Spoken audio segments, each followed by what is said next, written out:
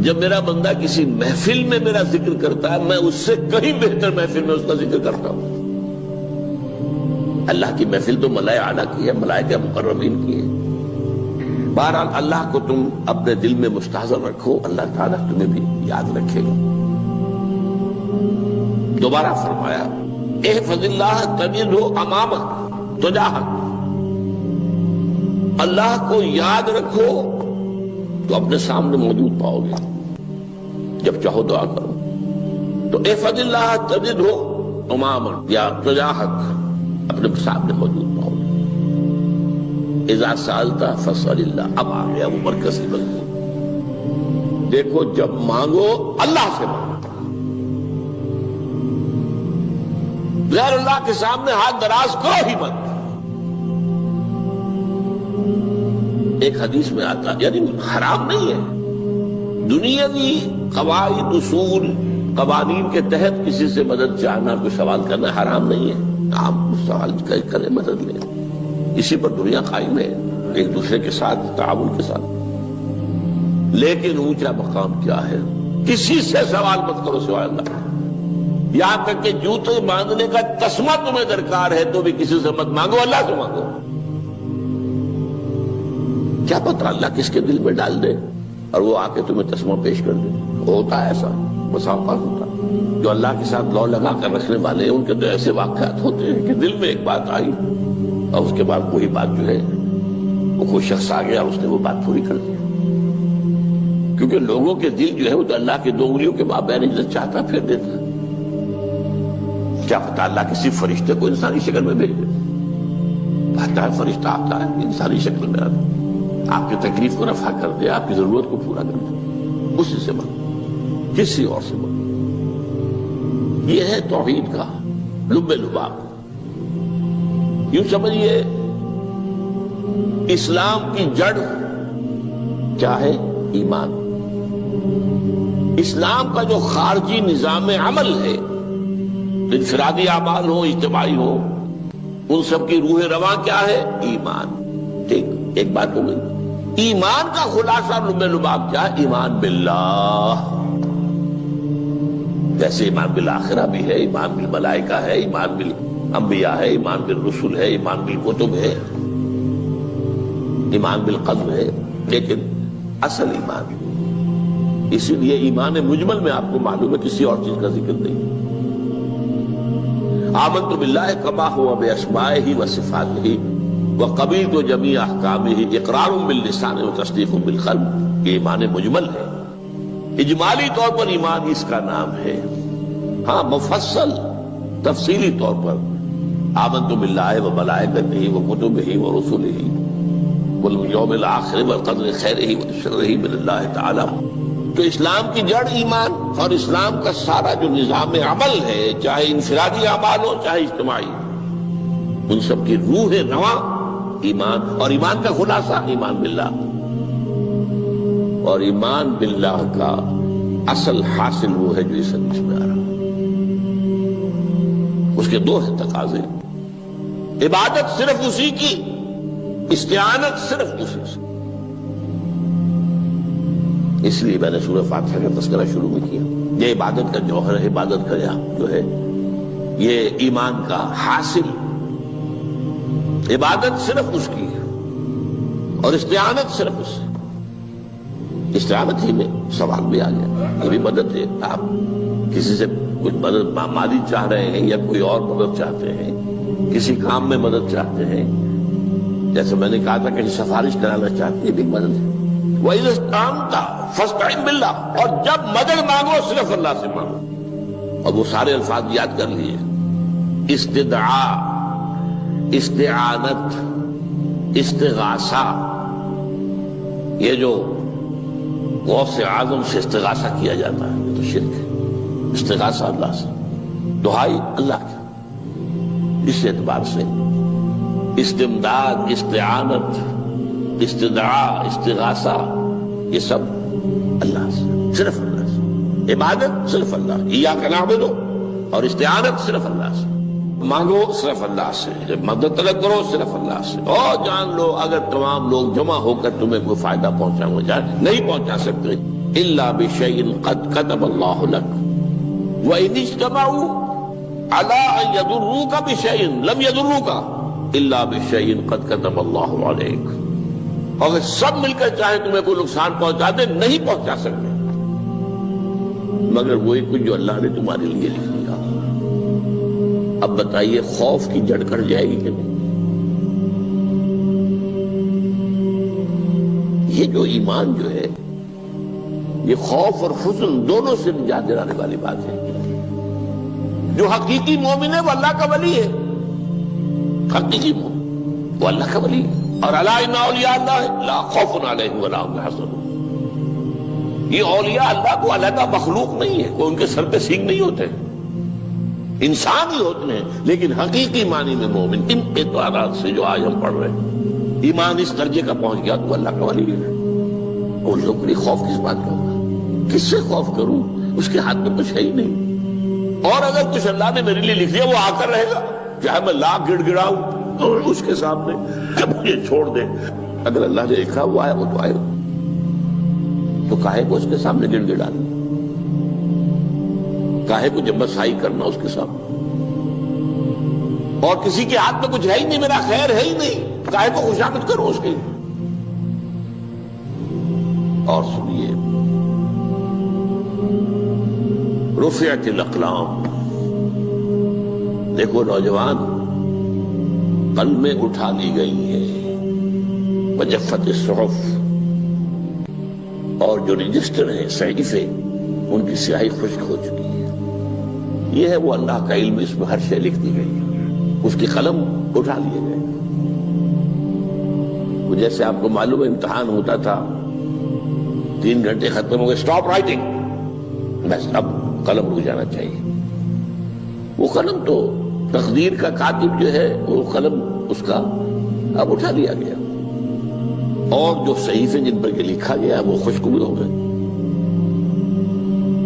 یہ تو روایت ہے جو امام ترمذی نے جس کو روایت کیا, یہ متن ان کا ہے جو ہم نے پڑھا ابھی, اور ان کا قول یہ ہے کہ یہ حدیث حسن صحیح ہے.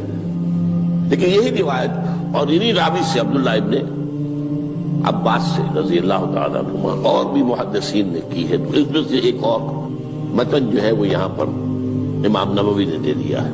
احفظ اللہ تجد امامک, یہ تو پہلا وہ ٹکڑا تھا.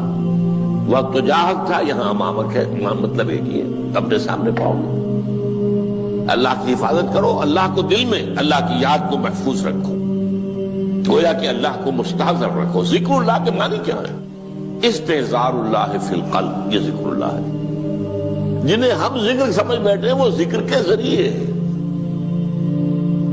اقیم الصلاۃ لذکری, نماز قائم کرو میری یاد کے لیے. نماز ذریعہ ہے یاد کا. یہ علیحدہ بات ہے کہ آپ نے 17 رکعتیں بھی پڑھ لی ہو عشاء کی اور یاد آپ کو آئی ہی نہیں کوئی. آپ تو ایک میکینیکل انداز میں جو ہے وہ اٹھک بیٹھک کر رہے ہیں اور آپ کی زبان سے کچھ بھی نکل رہا ہے, تو اس کا آپ کے شعور سے, دل کی گہرائی سے کوئی رابطہ ہے ہی نہیں. وہ ذکر تو نہیں ہوا. ہاں نماز فرض تھی وہ ادا ہو گئی, آپ کی فرض ادا ہو گئی. تو جنہیں ہم نے ذکر سمجھا وہ ذرائع ذکر ہے. اللہ اللہ, سبحان اللہ زبان سے, یہ تاکہ اس کے نتیجے میں وہ ذکر حاصل ہو جائے. استحضار اللہ فی القلب, ذکر کے معنی ہے استحضار اللہ فی القلب. تعرف الی اللہ فی الرخاء, اور دیکھو کشادگی کے وقت میں تم اللہ کو یاد رکھو, اللہ کی طرف رجوع کیے رہو, بھول نہ جاؤ. وہ نہ ہو جو کبھی کہا تھا بہادر شاہ ظفر کے اشعار میں سے, بہت دور کا شعر ہے. ظفر آدمی اس کو نہ جانیے چاہے کتنا ہی رو فام زکا, جسے عیش میں یاد خدا نہ رہی, جسے تیش میں خوف خدا نہ رہا. وہ ہے کشادگی کی حالت میں, جبکہ تمہارے لیے کشادگی ہے. اللہ کی طرف رجوع کیے رکھو. یعرف کا فی الشدہ, تو اللہ اپنی توجہ تم پر رکھے گا شدت کے وقت میں, جب تمہیں کوئی تکلیف ہے اس تکلیف کو تم پر آسان کر دے گا. تکلیف تو آنی ہے, جو لکھی ہوئی ہے وہ تو آئے گی, لیکن یہ کہ اللہ تعالیٰ اس کی شدت کو ایک ہی چیز ہے جس کو ایک انسان بہت شدت کے ساتھ محسوس کر رہا ہے، دوسرا آدمی اتنا نہیں محسوس کر رہا ہے، احساس کا معاملہ ہوگا نا۔ وہ تو اصل میں اگر انسان کی نرز کٹی ہوئی ہے تو احساس ہوگا ہی نہیں، سرے سے ہی نہیں ہوگا۔ تو اس اعتبار سے اللہ تعالیٰ تمہارے لیے وہ شدت کی کمی کر دے گا۔ وَاعْلَمْ أَنَّمَا أَخْطَأَكَ لَمْ يَكُنْ لِيُصِيبَكَ، اور جان لو جو چیز تم سے چھوٹ گئی ہے، رہ گئی ہے، وہ ہرگز تمہیں ملنے والی نہیں تھی۔ اب آپ نے کسی ملازمت کے لیے درخواست دی ہے، درخواستیں مانگی گئی ہیں، اپنی سی محنت کر لی، نہیں ملی ملازمت، اب آپ بیٹھے ہوئے افسوس میں، رنج میں، غم میں، فلاں نے یہ کر دیا، فلاں نے یہ کر دیا، وہ فلاں جو ہے بڑی تکڑی سفارش لے آیا تھا، فلاں نے رشوت دے دی۔ چھوڑو میاں اس کو، وہ تمہارے لیے نہیں تھی۔ کاہے کو اپنے ذہن کے اندر یہ کھچڑی پکا رہے ہو بیٹھے ہوئے؟ خواہ آپ شاید سوء ظن میں بھی مبتلا ہو رہے ہو، کسی نے نہ رشوت دی اور آپ سمجھتے ہو کہ رشوت دی ہے اس نے۔ یہ ساری چیزیں جو ساری سیئات، ان کی جڑ کٹ جائے گی۔ وَاعْلَمْ أَنَّمَا أَخْطَأَكَ لَمْ يَكُنْ لِيُصِيبَكَ وَمَا أَصَابَكَ، اور جو چیز تم پر آ گئی، لَمْ يَكُنْ لِيُخْطِئَكَ، ہو ہی نہیں سکتا تھا کہ وہ تم پر نہ۔ یہ کر لیتا تو ہو جاتا، شاید یہ کر لیتا، میں نے ٹیکا پہلے لگوا دیا ہوتا تو یہ بات نہ ہوتی۔ بھائی وہ جو ہونا تھا وہ ہونا تھا۔ اب یہ وہ چیز ہے جس سے انسان میں کیفیت پیدا ہوتی، تسلیم و رضا۔ ہم بھی تسلیم کی خو ڈالیں گے، بے نیازی تیری عادت ہی صحیح، اے اللہ جو تو نے چاہا مجھے قبول ہے۔ اسی لیے میں نے آپ کو آیتیں سنائی سورہ تغابن کی، ما اصاب من مصیبت الا باذن اللہ، کوئی مصیبت نہیں آتی مگر اللہ کے اذن سے۔ وَمَن یؤمن باللہ یہد قلبہ، جو اللہ پر ایمان رکھتا ہو اللہ اس کے دل کو ہدایت دے دیتا ہے۔ ہدایت کس بات کی؟ تسلیم و رضا۔ سر دوستاں سلامت کہ تو خنجر آزمائی، نہ شبد نصیب دشمن کے شبد ہلاکت تیغت۔ اے اللہ تیری طرف سے ہے، مجھے قبول ہے، اور بظاہر مجھے تکلیف ہو رہی ہے لیکن یقیناً اس میں میرا کوئی خیر ہے۔ بیدک الخیر، تیرے ہاتھ میں تو خیر ہی خیر ہے، جو بھی تیری طرف سے آئے۔ سر تسلیم خم ہے جو مزاج یاد میں، اور یہ مضمون جو ہے زیادہ بڑے پیمانے پر سورہ حدید میں آیا ہے۔ ما اصاب من مصیبت فی الارض ولا فی انفسکم الا فی کتاب من قبل ان نبرأها، کوئی مصیبت نہیں آتی نہ تمہاری جانوں میں نہ زمین میں زلزلہ آ جانا، سیلاب آ جانا، کچھ اور زمین کا دھنس جانا، یا یہ ہے کہ تمہاری جانوں میں کوئی بخار ہو گیا، کوئی اور تکلیف ہو گئی، اچانک معلوم ہوا کہ انسان جو کینسر ہے اور کینسر بھی اب 3rd سٹیج کو پہنچ چکا ہے، لیکن جو بھی آیا ہے وہ اللہ کے علم کی کتاب میں پہلے سے لکھا ہوا ہے۔ فی کتاب من قبل ان نبرأها، یہ کتاب میں درج ہے اس سے پہلے کہ ہم اسے ظاہر کریں۔ اس کا نتیجہ کیا نکلنا چاہیے؟ لیکن لا تاسوا علی ما فاتکم ولا تفرحوا بما آتاکم، افسوس نہ کیا کرو جو تم سے جاتا رہے، چھوٹ جائے۔ کوئی عزیز فوت ہو گیا، کوئی موقع ہاتھ سے نکل گیا، ارے بھائی میں چوک گیا، بڑا موقع تھا، اب اس پر افسوس کر رہے ہیں؟ نہیں، جو چیز دیکھیں لا تاسوا علی ما فاتک ولا تفرحوا بما آتاک، جو اللہ تمہیں دے دے اس پر اتراؤ مت۔ وما اصابک لم یکن لیخطئک واعلم ان النصر مع الصبر، اور جان لو اللہ کی مدد صبر کے ساتھ آتی ہے، جو آئے اس کی طرف سے جھیلو۔ زبان پر کلمہ شکوہ اور شکایت نہ آئے، اللہ سے شکایت نہ آئے، تسلیم و رضا، جو تیری رضا ہے۔